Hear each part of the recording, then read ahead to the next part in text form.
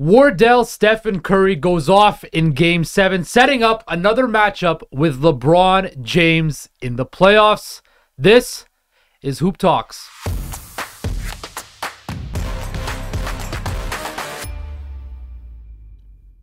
What is up, everybody? Welcome to Hoop Talks. Justin Pooni, Jelani Goodridge-Reid, Noor Zainab, and the newest member of our Hoop Talks team, the one, the only, Crina Mustafa. Crina, welcome aboard to the team. Thank you so much, Justin. I'm excited to fight with you. Fight. See what it is already coming at the king. You best not miss. Oh my god. Oh God, man. Here we go. Here we go. Speaking of the kings, very, very interesting block we have today, Jelani, because That's right.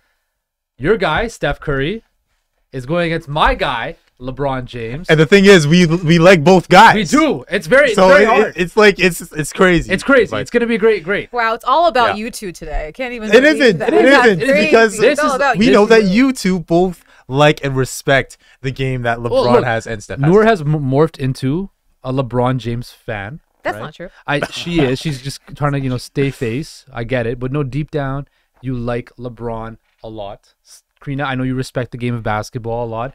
I don't know where you fall in between the Steph and LeBron thing, but we're going to find out. But first, before we go to LeBron, we got to talk about Steph Curry's masterclass performance. Some are saying it's the greatest Game 7 performance of all time. 120-100 victory last night. Wasn't even a contest in the second half. Steph Curry, guys, 50, I repeat, 50 points, 20 for 38, shooting 7 of 18 from the three-point range. He actually missed 2 free throws, which is crazy for Steph Curry. But on top of that, guys, he had 8 rebounds, 6 assists, and a steal. And guess what?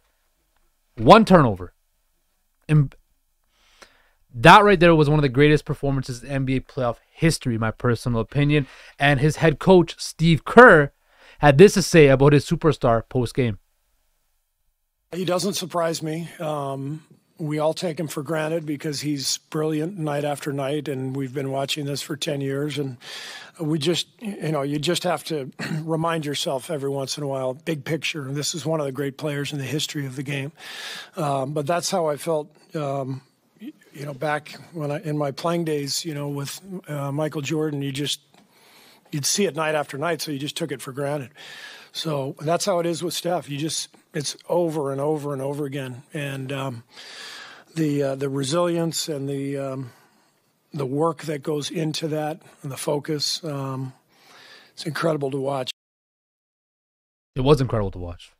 I was shocked, and I'm gonna say this before I throw up to you guys. Okay, there's 2 players in my lifetime that I've witnessed at their peaks play basketball. That's Kobe Bryant and LeBron James, and I thought there would never be a guy that could enter into that stratosphere. Ladies and gentlemen, right now, Steph Curry is in that same stratosphere as LeBron James, Kobe Bryant. And quite frankly, if he wins the NBA title this year, he's a top 5 player of all time. Jeez. Top 5 player of all time. Do you agree? Now, I agree, for sure. I mean, you talked about how some are saying this is one of the best performances. It might be the best performance. Nobody has ever had 50 in a Game 7 before. So just that in itself, that shows you how unprecedented of a player he is. And, Steph is just great. I watch him, and he's so effortless with his shooting. How do you even defend that? And he was defended pretty well, I'd say.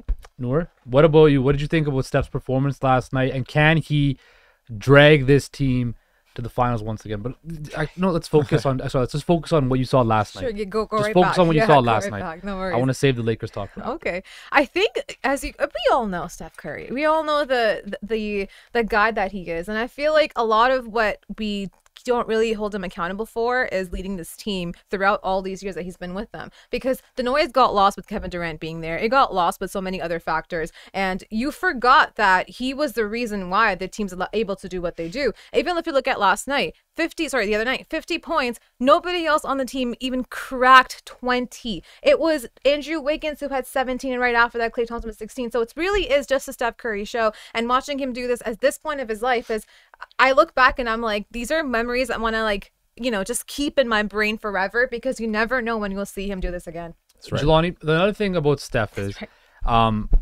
everybody thinks he's such a nice guy, right? But what I saw last night with him, looking at the Sacramento crowd and talking smack, right? He's one of the cockiest guys we've ever seen in NBA history. But that is what makes him so great, is because he knows he's that damn good, and he knows that nobody can stop him. And also, he doesn't talk much, right? But he fired up his team on a Saturday night speech, basically saying that if you're not with us, then stay at home. That's right. What can you say about Steph Curry's leadership and how it's grown over the years, and just his mentality and his style, how it's evolved over the years? Yeah, you see, he's the heartbeat of this franchise, right? Steph Curry is the Warriors. He is the Warriors. And you're seeing it in the series, right? You talked about how he spoke to the team, right? Game 6 was disappointing. You thought, I think a lot of people thought the Warriors were going to close out that series at home, right? Feeling good about themselves. They had just won Game 5. So, yeah, it's an easy W. No, they didn't show up in Game 6. And he knew, okay, you know what? This might be the last run with this group. We don't know what's going to happen after the season, right? So we spoke to the team, and Draymond said it. We were locked in after that. Obviously, you know, the guys didn't not everyone showed up in Game 7, but they were locked in. They knew the height of this Game 7. And I see that, you know, he was once a young player trying to find his way. Remember, he had that injury history, so there were questions if he was even going to be a Warrior moving forward. Then he found his way, you know, 2014, 15, and then everything else, right? And the rings came. But I think he's definitely the heart and soul of that group. He's a real leader. And you talked about the way that, you know, the cockiness and stuff like that. I just think that, you know, he's a killer, man. We hear this from Allen Iverson. He said he's a killer. Don't let him fool you, okay? Don't let that smile fool you. Don't let the, you know, playing with the mouth guard fool you. He will destroy you. And he's also a showman. That's also why he's so like admired by everybody else around the world. And that's why I think he also exceeds just the realm of basketball, because he's relatable that way, and people can see when he's putting on a show, you're about to watch something great take place. He could take a shot from the locker room, you're like, that's going in. That's a showman. No, for real. Yeah. Absolutely. Yeah. I think, speaking of Showtime and showmanship, you're welcome. That was a good segue. See, that's a good teamwork right there. Okay, continue. Anyway, all this talk now is, okay, is Steph the greatest point guard of all time, passing Magic Johnson, who's widely known as the best point guard of all time? So I'm going to go around the table. I'm going to start off with you first, Noor. Is Steph Curry now the greatest point guard of all time? I think I will say it straightforward. I think for me personally, I haven't seen enough of Magic to say who's gonna come out on top, whether it's gonna be him or somebody else. But because of what I've seen in my years of watching basketball, day after day, he's the best at what he does. He's amazing. And it's not just his ability to go score. It's the fact that he's able to draw the help and the defenders, and that allows his teammates to open up and do what they need to do. That's a point guard in a star form, you know? So I feel like he's got to that point. I think he's proved himself over those years too. But now doing this with the Warriors team that's clearly not as loaded as they used to be once. Now this is where they are. I think he's making his point. Crina? Yeah, I know. It's really hard with also like recency bias. Exactly. You don't want to go into that realm as well. But as we've seen, he's setting records that have never been set before. And I think that's probably a good case for him to be the greatest point guard of all time.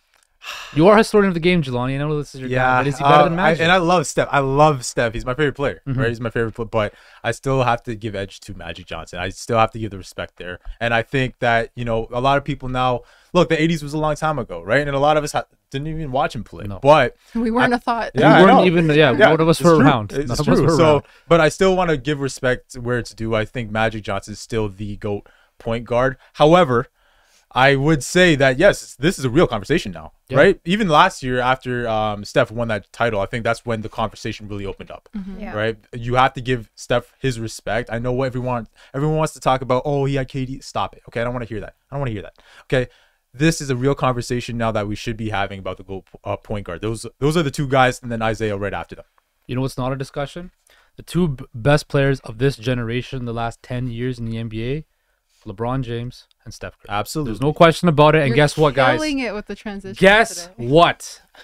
LeBron versus Steph, 5 in the playoffs. It's not in the NBA Finals as years previously, but with the Lakers smashing the Memphis Grizzlies and sending John Morant, Dylan Brooks, and all of them back home, the parade inside their city has been canceled. It was rained on. The King fucking put a stamp on it. Yeah, I just swore, but it's okay. I'm wrong. That's fine. Yeah.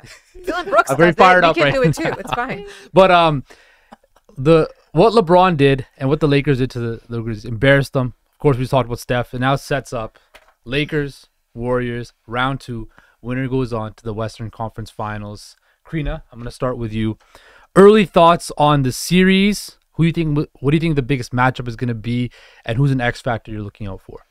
I mean, the X factor on the Warriors is everybody else but Steph. Okay. Because you already know Steph is going to go out there and be great. We just saw him do that against the Kings. If he has to, he will carry this team on his back.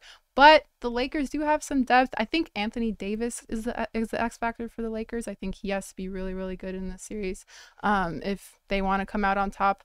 I'm not even sure who I want to lean. I feel like this is going to be a really close one. If there's a gun to your head, hypothetically, and you had to make a decision, who do you think wins this series? Warriors in 7. Warriors in 7. Noor? I'm gonna go with the Lakers in 6 or 7. Why? Actually, I think it's because, again, the same thing that we raised. Steph Curry is gonna be that guy no matter what happens. But do you trust the pieces around him? He's dropped 50. The next guy had 17 points. Klay Thompson is just not the same Klay Thompson that he used to be. I don't see him being that explosive guy anymore. Draymond Green can have a couple good games, but is he gonna give you a good shooting night? No, he'll do everything that's gonna be on the scoreboard, but he's not going to directly give you the offense that's required to go and win the game. And that's also why I think the Lakers, if all the pieces contribute, Anthony Davis, D'Angelo Russell, Malik Beasley, you also have Dennis Schroeder, you got Austin Reeves, Rui Hachimura. If those guys can come and be consistent, I think they're more consistent than the Warriors. I'm going to give the edge to the Lakers here. It's tough for you. Very tough. sorry, I do LeBron. not mind if LeBron wins the series and goes on to win ring number 5. However, in space, I will take the Warriors in 7 in this series. I'm looking at X factors, across the board. For the Lakers, it has to be the 3-ball. If they can shoot this series, it's going to be tough for the Warriors to win, right? Now, as for the Warriors, it's going to be a specific player, Jordan Poole. Jordan Poole needs to show up, okay? I gave you 128 M's, okay? I cannot afford games where you're only scoring 10 points. 4 points. Remember, he had a 4-point game this series. He did. You cannot have that happen against the Lakers. You need all hands on deck. That's why Jordan Poole has to be around, okay? And the thing you pointed out, Noor, with the Lakers and those guys, Austin Reeves, Hachimura, they're feeling good about themselves now. They had their first playoff experience with the Lakers, feeling good. They played well. Also, D'Lo, he played well, in certain spots. So how will they, show up in this series? Do they continue that streak? That's going to be something to watch, those others with that squad. But obviously, I talk about Anthony Davis all the time, right? And the questions there. But he has been impressive. He has impressed me. I was unfamiliar with your game, sir. He has been really good. He's been really good. So can he be consistent, right? Because he had 3 games where he had like 22 or more points, 2 games over 30. I like that. And the defensive side of the ball, inside, if he could show up, it's going to be tough for the Warriors, but I got the Warriors in this spot. I think they're going to show up in terms of the shooting. It's going to be the difference. Justin? This sucks because I want LeBron to get ring number 5. You guys know how big of a LeBron fan I am. We do know. I will put my LeBron fandom up with anybody in the world, but man, I gotta go Warriors. Am I the only one at this table right now going with the LeBron James? I gotta go Warriors in 7 because I don't trust Anthony Davis. I don't trust Austin Reeves. I don't trust Rui Hachimura. I especially do not trust D'Angelo Russell. Yeah, he's off and on. I don't trust Malik Beasley. I don't trust Jared say, Vanderbilt. Russell's having a better season in the playoffs than he has been the whole regular season. So again, I credit a lot of it to Memphis being mentally weak and just having so much extra noise. This is a whole different animal right here. This is the defending champions. This is Steph Curry.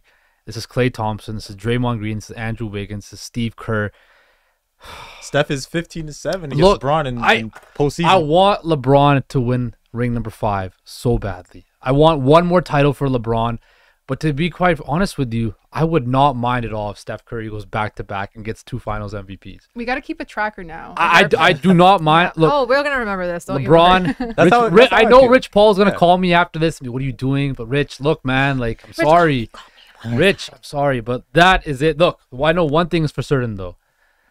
This series is going to be the best thing the game of basketball We needed needs. this so bad. LeBron and Steph in the playoffs once again. It starts on Tuesday. We'll, of course, break it down for you on Wednesday on the next episode of Hoop Talks.